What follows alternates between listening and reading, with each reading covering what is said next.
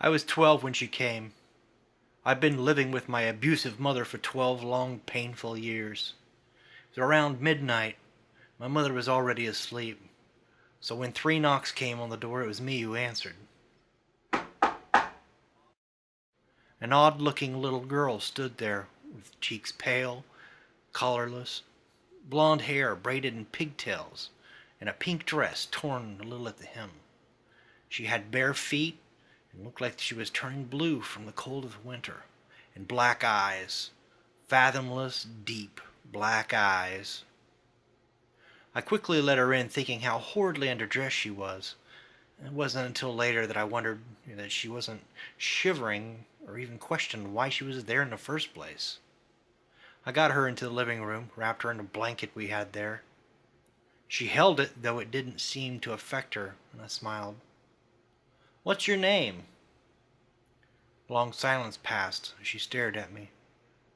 I was beginning to be discomforted by her deep gaze, but she parted her lips and spoke in a soft voice. "Lacey Morgan." I nodded, smiling again. "You can stay here tonight, Lacey," I said, motioning to the couch. She curled up in a little ball, black eyes still staring at me, and I exited the room. That night I slept soundly, not worrying about my mother beating me or the strange little girl on my couch. I slept rather good. When morning came, I trudged in the kitchen, and I was greeted with a coffee cup in the shoulder. I made a feeble shout of pain, staring at my mother. Then she struck me in the face.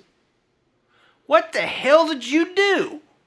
Why is there dirt on the couch?" she shouted.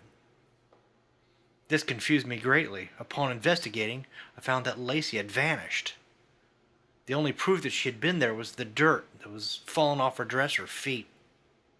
I took responsibility, earning myself another strong hit in the cheek. Then I left for school. While there, I heard something that sent chills down my spine. A little girl named Lacey Morgan was found dead last night. I passed the day waiting for any more news on the subject, but I heard nothing. Upon arriving home, the news was broadcasting a live report on her, though. Lacey Morgan, 6 years of age, was reported dead at 7 last night. Her body was located in the backyard, buried there in her pink dress. So far, there have been no signs of her mother, Marissa Morgan, who is suspected to be the killer. Marissa has reportedly abused Lacey multiple times and may be responsible for her death. Suddenly, a picture of Lacey appeared on the screen. She appeared very close to how she had when she had met me. Blonde hair and braids, pink dress, pale face. Only her cheeks had color. Her eyes were a baby blue. To most this would be unimportant, but to me it was. She had died before arriving at my house. If what the newscaster said was true, she had died hours before. I went to bed early that night, as to avoid my mother. It was around midnight when I woke. There were cool fingers stroking the bruise on my cheek. I sighed, leaning into the small hand. Never again. Not 10 minutes later, I heard my mother screaming. I rushed into her bedroom, nearly fainting at what I saw. My mother was thrashing wildly on her bed, a small creature having buried its face in her chest.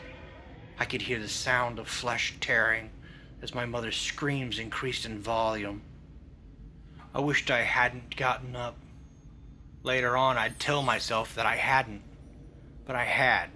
When Lacey pulled back from the gaping hole in my mother's chest cavity, I had a plain view of her razor-sharp teeth, glistening in the light, glistening with my mother's blood.